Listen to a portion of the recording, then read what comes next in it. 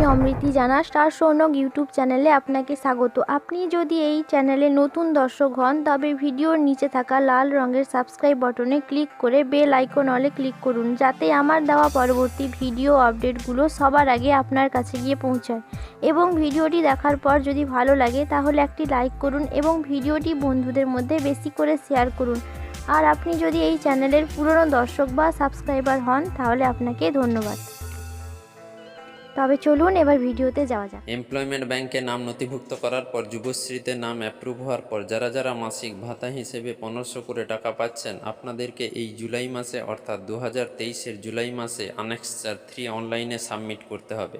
তবে এই আনেক্সার 3 আপনারা কিভাবে সাবমিট করবেন তার ফুল টিউটোরিয়াল আমি এই ভিডিওতে দেখিয়ে দেব, তাই ভিডিওটি শেষ পর্যন্ত দেখতে থাকুন। যদিও এখনও পর্যন্ত কোনো ডেট ঘোষণা হয়নি, তবে এই সপ্তাহের মধ্যে ডেট ঘোষণা হয়ে যাবে কবে আপনাদেরকে আনেক্সার 3 সাবমিট করতে হবে। তবে চলুন কিভাবে আনেক্সার 3 অনলাইনে ঘরে বসে মোবাইল থেকে সাবমিট করবেন তার টিউটোরিয়াল আজকে আমি আপনাদের সামনে তুলে ধরব। প্রথমে আমরা আমাদের মোবাইল থেকে অল অ্যাপসে চলে যাব।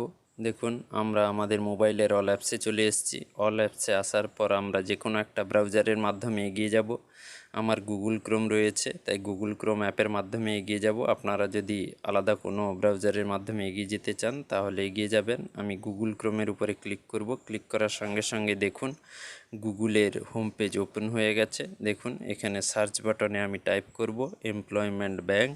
আপনারাও এইভাবে এমপ্লয়মেন্ট ব্যাংক টাইপ করে নেবেন। টাইপ করার পর সার্চ বাটনের উপরে ক্লিক করবেন। সার্চ বাটনের উপরে ক্লিক করার সঙ্গে সঙ্গে আপনাদের সামনে এইভাবে দেখুন লিঙ্ক পেজ ওপেন হয়ে যাবে, অর্থাৎ এমপ্লয়মেন্ট ব্যাংকের লিঙ্ক পেজ যেখানে আমি মেনশন করছি দেখুন তার উপরে ক্লিক করুন। ক্লিক করার সঙ্গে সঙ্গে আপনাদের সামনে হোম পেজ ওপেন হয়ে যাবে, অর্থাৎ এমপ্লয়মেন্ট ব্যাংকের অফিসিয়াল হোম পেজ।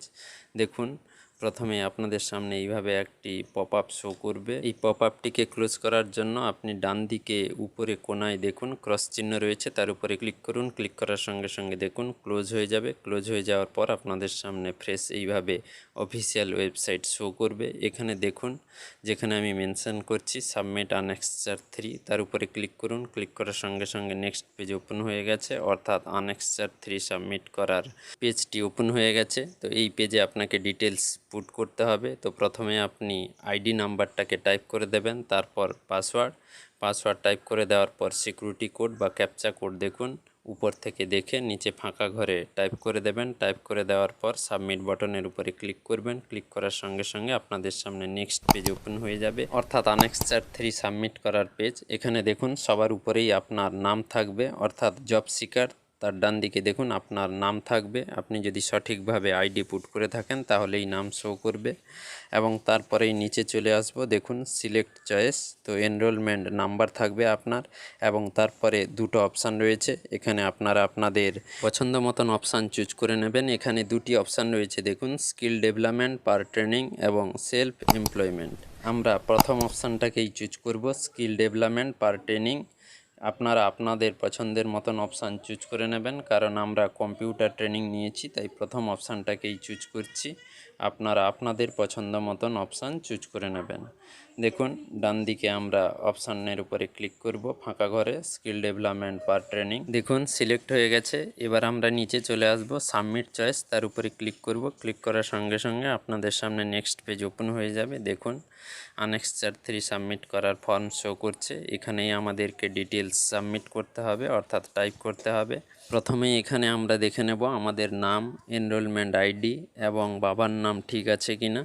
তারপর আমরা নিচে চলে আসব, দেখুন বাম দিকে চেকবক্স রয়েছে তার উপরে ক্লিক করব। ক্লিক করার সঙ্গে সঙ্গে দেখুন এইভাবে ব্লু টিক হয়ে যাবে। ব্লু টিক হওয়ার পর আমরা নিচে চলে আসব, দেখুন name per nature of training, তার নিচে দেখুন এডুকেশান পার ট্রেনিং, তার উপরে ক্লিক করুন। ক্লিক করার সঙ্গে সঙ্গে আপনাদের সামনে ড্রপ ডাউন লিস্ট শো করবে, অর্থাৎ আপনি যদি আলাদা কোনো ট্রেনিং নিয়ে থাকেন তাহলে এখান থেকে চুজ করে নেবেন। দেখুন ড্রপ ডাউন লিস্টে শো করছে, স্ক্রল করে আপনারা দেখে নেবেন উপরে নিচ করে। এখানে দেখুন এডুকেশান অফ ট্রেনিং, আমরা এই অপশানটাকেই চুজ করব কারণ আমরা কম্পিউটার ট্রেনিং নিয়েছি। তার উপরে ক্লিক করব। ক্লিক করার সঙ্গে সঙ্গে দেখুন আমাদের এডুকেশান পার ট্রেনিং সিলেক্ট হয়ে গেছে।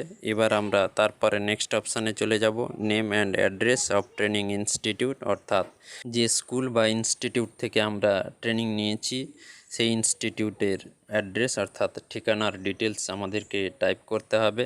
সঠিকভাবে আপনারা টাইপ করে দেবেন। টাইপ করে দেওয়ার পর আমরা নেক্সট অপশানে চলে যাব, অর্থাৎ date of initiation and duration of training, অর্থাৎ এইখানে দেখুন স্টার্ট ডেট এবং এন্ড ডেট দুটো বক্স রয়েছে।